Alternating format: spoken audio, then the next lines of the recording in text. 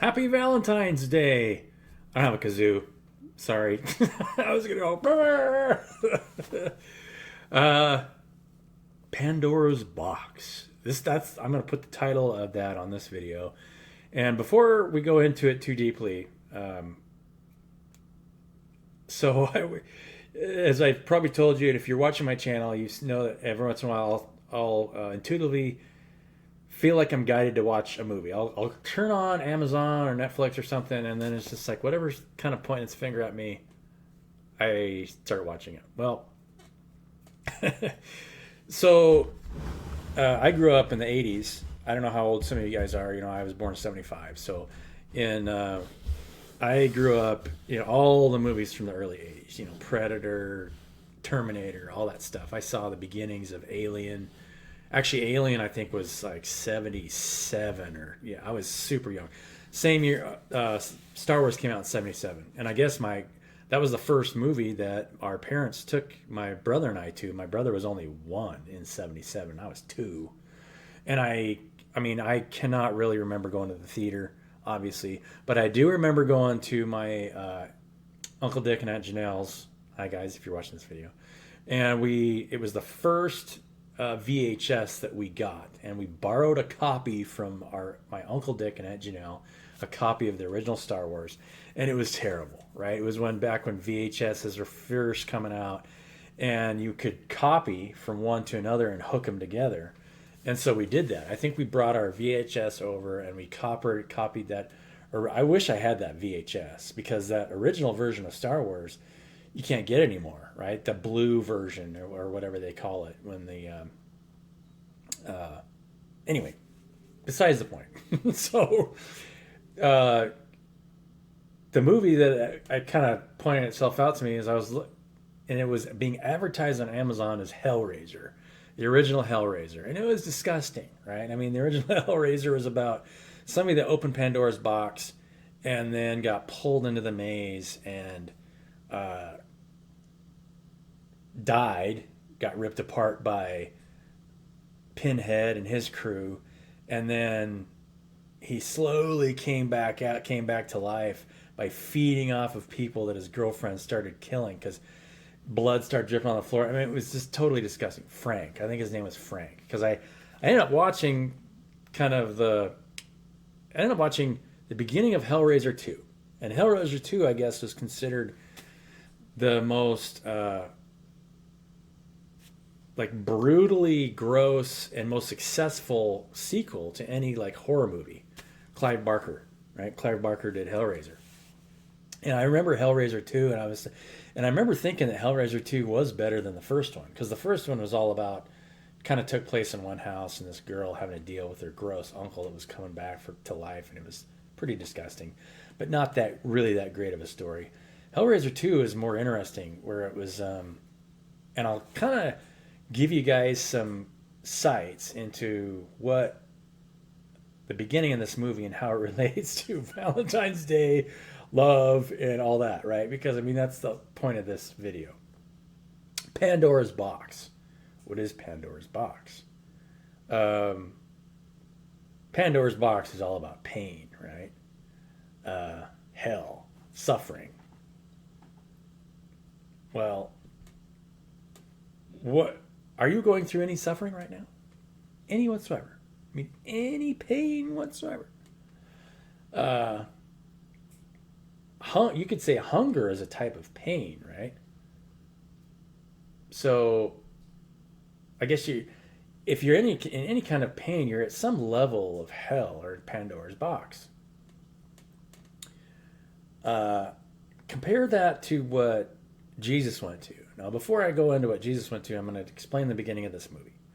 So the beginning of this movie is that there's like a psych ward. The chick from the first movie wakes up in a psych ward, and there's a doctor there who says, "Hey, look, I think we can cure her." And he's a little bit dark, right? You can tell by the beginning of this movie that this guy's got some issues. He goes around and looks in cells in this mental ward, and there's people in various states of just paranoid schizophrenia. All of them are in some kind of state of paranoid schizophrenia, screaming, "Ah, something's eating me," something like that. So he goes through and starts looking in these rooms, and later one of the guys that, or is a detective that's looking into her case, I think goes over to the doctor's house and he starts to look, and this guy is obsessed with Pandora's box.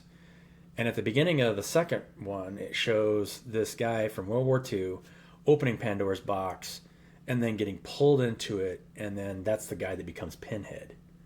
And Pinhead, the story behind this guy is he ends up loving the pain and the suffering so much that he's the one providing it for everybody in the maze. I am the pain master, the sufferer, right? I've mastered my suffering, and now that's what I'm going to bring to you. Sick. And so this guy sees this guy studying all this stuff, and then the doctor from the mental institute takes one of the patients who's in paranoid schizophrenia. They got him in a straitjacket because he's like scratching himself. He takes him into this room where there's a bed, this bloodied mattress with chains hanging out of it, which is another interesting symbolism. And he puts him on the bed, and this guy, it shows him from this guy's eyes, he sees lesions all over his body and maggots eating his wounds. The really interesting thing about maggots is maggots don't actually hurt you. Maggots only eat dead flesh. So this guy sees, in his mind, being eaten by maggots who are eating dead flesh.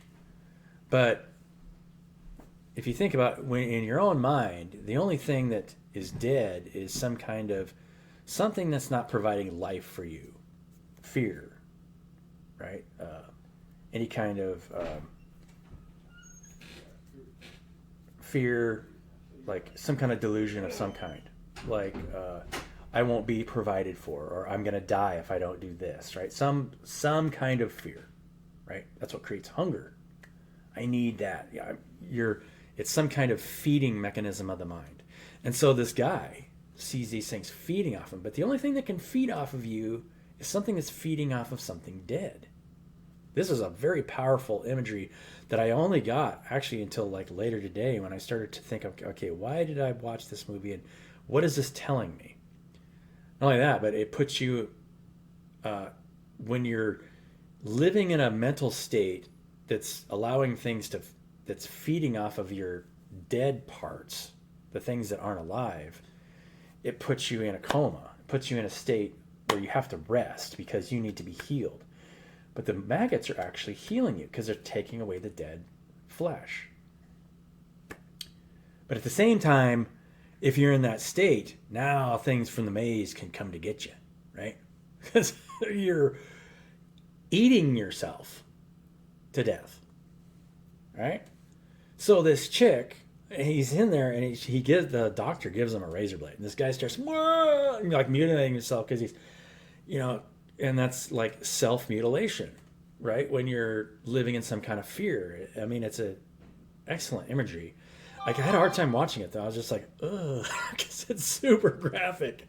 I mean, it's like, I couldn't watch the whole movie. I mean, after this scene, I kind of remembered the rest of the movie, and I didn't watch the whole. I could not sit through that movie. That movie is it is just gory. But, I mean, what the movie is saying at every point in that movie is very profound.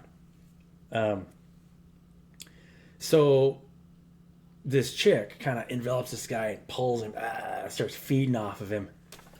And she's this skinless person, just like Frank was in the first movie, where he started feeding off of death, right? People dying, killing themselves, and coming out.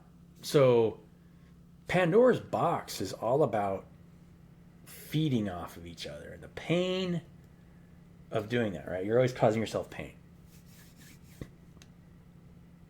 How you get out of pain? Well, you got to go to the center of the maze. So the rest of that movie is about, and there's one chick in the movie that's new to the second one, and I think that's why the second one is so interesting, and the second one has more profound truth than the first one, because the first one's all about pain and feeding off each other. The second one is how to get out of the maze. have to go to the heart of the maze where the pain is the most profound and solve the puzzle. So there's a chick in the second movie who's very quiet. Really, nothing's bothering her. All she does is sit there and solve puzzles. She's just solving puzzles in the maze. And the doctor ends up being, because he's actually feeding off of these people that are in pain, right? Kind of a way that's actually what's happening when if you're charging for a service, and this is the deeper part, and this is the one that's hardest to deal with, especially if you're a coach or a consultant or a clinical psychologist. If you are charging money for their pain, you're feeding on their pain. A little bit sick, right? And so the doctor becomes the head of the Pain Institute. Pinhead. I mean, the doctor actually, I think, takes out Pinhead in this movie, if I remember right. Because he's the head of the institute. He's the head of the mental ward. He's feeding off everybody's pain. It's like, he has to go through the get washed of pain in the process. But the chick that gets out is the one that solves the puzzle. So unconditional love pulls you into Pandora's box, because you're unconditionally loving of the people, everyone who's going through pain, and trying to figure out the puzzle to get to the center, to get out of the suffering. Now compare that to Jesus' story. Somebody who forced himself to stop feeding in every way to heal himself from the inside out so that he could feed everybody. But at the same time, that opened up into a larger Pandora's box, because now everybody's feeding off him. He's able to feed everybody. And so he pain. Went through pain. But then that pain was a process of how he came out of it. You always trust, and in your relationships, trust will always put you through pain to expose your vulnerabilities to the people around you. But that's really the only way that you can get to breaking down those barriers to where you become one with another person. You have to break down those barriers of pain and trust. It's like, if you never trust, you're always pulled back, and you're in a barrier, and you're in some level of Pandora's box. The only way to get out is to continue to open up and trust and break down those barriers and not feed off each other. It's the only way out. So, I mean, Jesus was teaching that, but because he was the only one that was able to manifest that, he was just fed off until he went through so much pain. He went to the heart and boom, popped out. I mean, in the Bible, it says, that he went to the depths of hell and took the keys, of hell and death, literally. But that's how he did it. Had to open the box. I mean, if you quit your job and you just start loving on people unconditionally and trust, you have to constantly learn how to trust. Trust is the one thing that you'll have to constantly learn to do, because it will feel like people are trying to feed off you, right? Especially when you start to get into higher states of mind. But if you ever try to feed in return, you kind of stop the process and you stay in the maze in one little part. If you think about what we're doing as an organism, as a larger organism, compare that to what we're getting ready to go through. And I was watching, after that, I started watching the beginning of that movie, and I watched, it was a local preacher talking about Revelation, like the book of Revelation, how the world will get to a state of peace. But then things get really dark for in the Revelation, I think it's 3.5 years after, It's like, oh, this great leader comes up and then brings a peaceful solution to everything, and then things get bad. Now, if you think about it, that really makes sense, because if you created a healing scenario of a system that where everybody could work together and just build something together, that still didn't heal everybody from the inside. That beast nature, because and this is something that I had to learn about myself.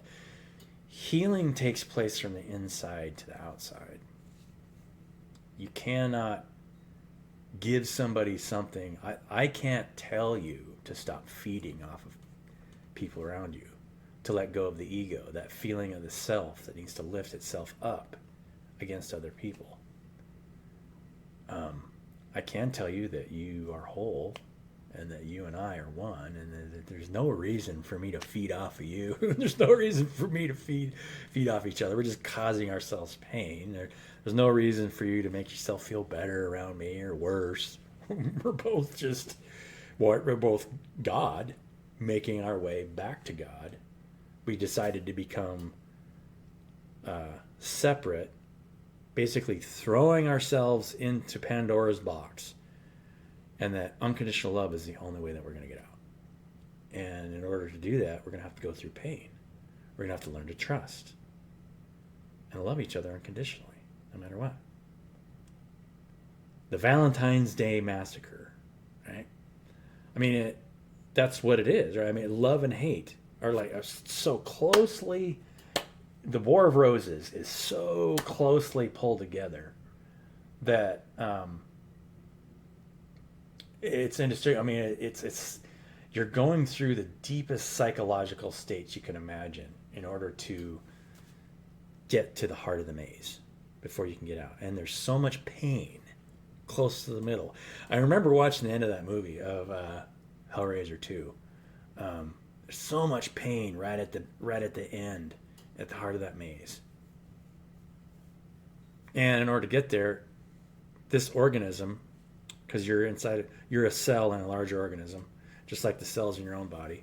Now think about what the body does to heal. When antibodies start healing tissue around them, or you're actually, a lot of times, your body just starts building new cells. So your body starts building new cells, but in order for your body to heal, it has to flush the old cells out. And so that's what puts you in a fever, like a harsh fever. And so from the outside, it looks like you're dying. But in reality, you're just growing new tissue from the inside out. You cannot put new wine into old wineskins, right? The healing process, the breaking down of the body,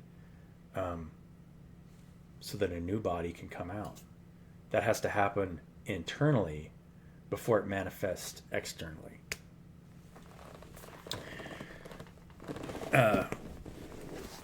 Pain, Pandora's box. And then there's always going to be somebody that wants to be the head of the pain, to be in charge of all the pain and siphon all of that pain. Whoever's controlling the money, right? I mean, that's basically it. But if you got rid of that system and found a way to get rid of that system, even though you got rid of that system, and this is something that I've thought about, even though, let's say I develop a system for the whole world to work together in equality, where people can, as groups, decide to do things. That will bring a temporary peace. But after that, that's when things would get nasty, because all the inner healing that nobody did, but it would also force it at the same time, right? The people that weren't meant to be healed would end up going through that for a specific lesson, and more than likely they'd probably end up on a planet that was going through the same stage as we are now, somewhere else in this universe, or I don't pretend to know all the answers to that, but soul groups go through different things at different times. So where you are at, and where all of us are at, if you're resonating with my channel, more than likely you and I are on a resonating journey where you understand it's like, wow, we're just coming into higher states of awareness. I don't know what kind of group consciousness will become or what that will look like, but it's always just recycling itself over and over. And so you wonder, am I going to be a higher vibrational being where we can live in some type of utopia, after this? And I believe so. I mean, why wouldn't we want that? Now, everything kind of everything's cyclic. Everything in this universe, if you're in any kind of manifested state, it's in some kind of cycle. So it's hard to believe that you're just going to be happy for infinity, some kind of bliss state for infinity. I don't know. What do you guys think? Pandora's box and Valentine's Day. That being said, it's Valentine's Day, and this is my Valentine's Day video. So I just wanted to tell Donna how much I love you and appreciate you. I can't wait to see you. Gonna meet up. She's gonna call me here in a minute. But yeah, such a blessing to meet somebody, especially through my YouTube. I mean, I wouldn't have ever met you if it wasn't for my YouTube channel. And I got to talk to you and resonate with you so much, and love you just a million times over. Love you guys. Have a wonderful Valentine's Day, and we'll catch you in the next one.